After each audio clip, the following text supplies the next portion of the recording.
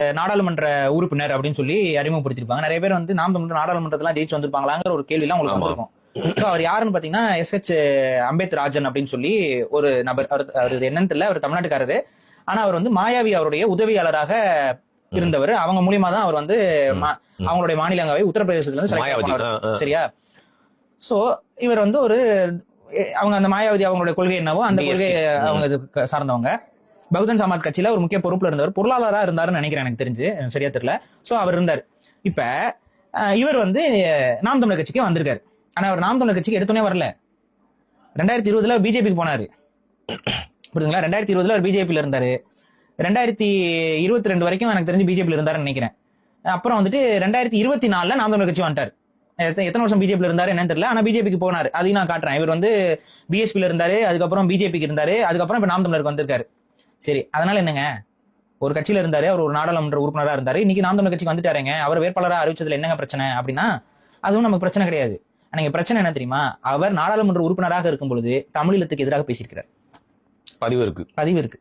ராஜ்யசபா அவை குறிப்புல டேட் சொல்லவா? August 25, 2011. August 25, 2011.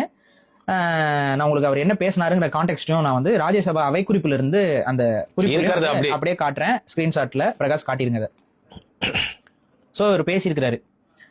இது என்ன கான்வர்சேஷன் நடக்குதுன்னு பாத்தீங்கன்னா, ஈழத்தமிழர்களுக்கான அந்த மறுவாழ்வு, இந்தியா வந்து தலையிடணும், இந்த மாதிரியான ஒரு டிபேட், ஒரு விவாதம் வந்து அங்க நடக்குது. அந்த விவாதத்துல இவருடைய கருத்து இவர் என்னமா சொல்றாரு?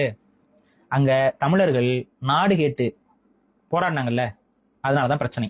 இதுதான் ஃபர்ஸ்ட் வரி. அவரு பிரச்சனை வந்ததே அங்க நாடு கேட்டு போராடினாங்க. ரெண்டாவது, தமிழர்கள் மட்டும் அங்க தேயிலை தோட்டங்களுக்கு எல்லாம் போகல. நாடு கேட்டு போராடினது மலையக தமிழர்களே கிடையாது, புரியுதா? ஈழத்தமிழர். ஆனா இவர் சொல்றது ராஜ்யசபால என்ன சொல்லியிருந்தாருன்னா, அவங்க வந்து நாடு கேட்டு போராடினது தவறு, நாடு கேட்டு போராடினதுனாலதான் இந்த பிரச்சனையே வந்துச்சு.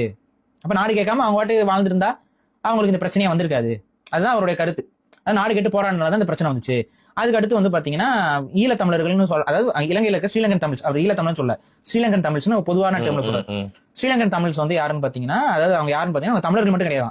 அங்க வந்து வெவ்வேறு மாநிலங்கள்ல இருந்தும் அன்னைக்கு வந்து பிரிட்டிஷ்காரங்க வந்து குடியமர்த்தினாங்க.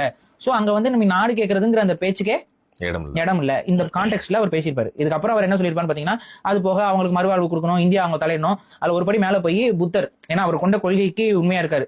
ஆனா புத்தர் பூமியில அகிம்சை இல்ல, பாதகமான செயல்கள்லாம் நடந்து கொண்டிருக்கு. காரணம் என்ன? தமிழர்கள் நாடு கேட்டது. சரியா? அதான் அவர் சொல்றாரு. இப்ப இதுக்கு மலுப்பி தான் பேச போறீங்க, அது தெரியும்.